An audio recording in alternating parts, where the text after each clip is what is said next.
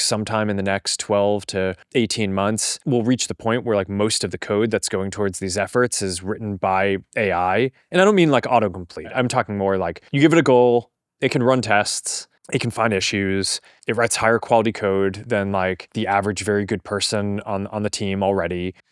But I don't know if that's the whole game. I mean, I think that I think is going to be a big industry. And I think that that's going to be an important part of how AI gets developed. But I think that there are still guys. I mean, look, I guess one way to think about this is a massive space, right? So I don't think that there's just going to be like one company with one optimization function that serves everyone as best as possible. I think that there are a bunch of different labs that are going to be doing leading work towards different domains. Some are going to be more kind of enterprise focused or coding focused. Some are going to be more productivity focused. Some are going to be more social or entertainment focused. Within the assistant space, I think there are going to be some that are much more kind of informational or productivity. Some are going to be more companion focused. It's going to be a lot of the stuff that's just like fun and entertaining and like shows up in your feed.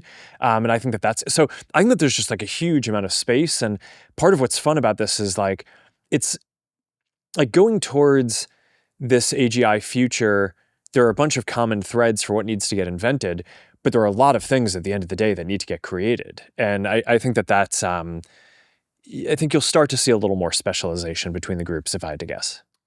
It's really interesting to me that you basically agree with the premise that there will be an intelligence explosion and something like superintelligence on the other end.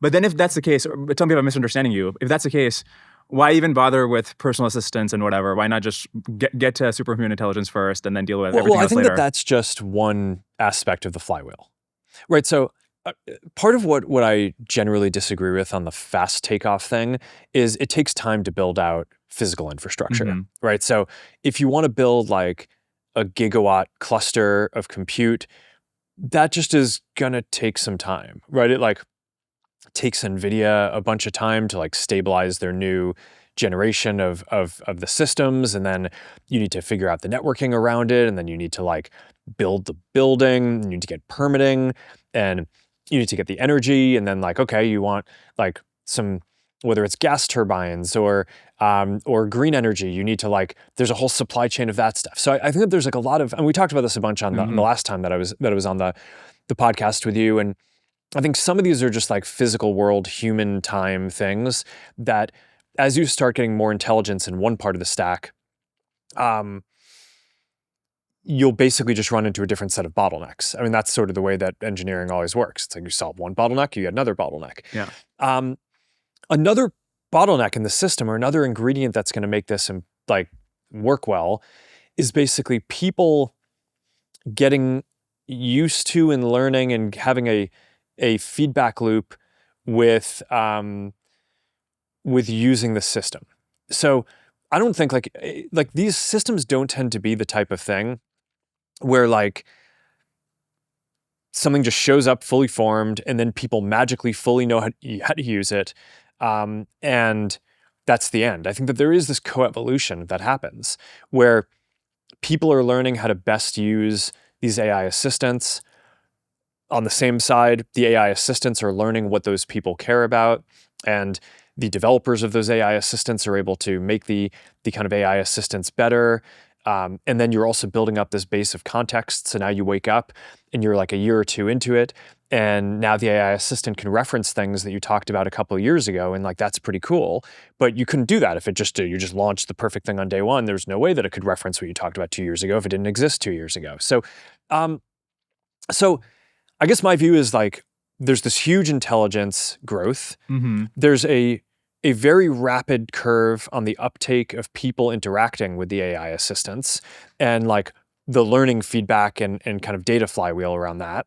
And then there is also the build out of the supply chains and infrastructure and regulatory frameworks to enable the scaling of a lot of the physical infrastructure. But I think at some level, all of those are going to be necessary and not just the coding piece. I guess one specific example of this that I think is interesting, actually, even if you go back a few years ago, we had a project on, I think it was on our ads team, to automate ranking experiments, right? That's like a pretty constrained environment. It's not like write open-ended code. It's basically look at the whole history of the company, every experiment that any engineer has ever done in the ad system, and look at what worked, what didn't, what the results of those were, and basically formulate new hypotheses for different tests that we should run that could improve the performance of the ad system. And what we basically found was we were bottlenecked on compute to run tests based on the number of hypotheses. It turns out even with just the humans that we have right now on the ads team, we already have more good ideas to test than you actually have either kind of compute or really cohorts of people to test them with, right? Because I mean, even if you have like 3.5 billion people using your products, you still want each test needs to be statistically significant. So it needs to have, some number of whatever it is, hundreds of thousands or millions of people. And so there's kind of only so much throughput that you can get on testing through that. So we're already at the point, even with just like the people we have, that we already can't really test everything that we want.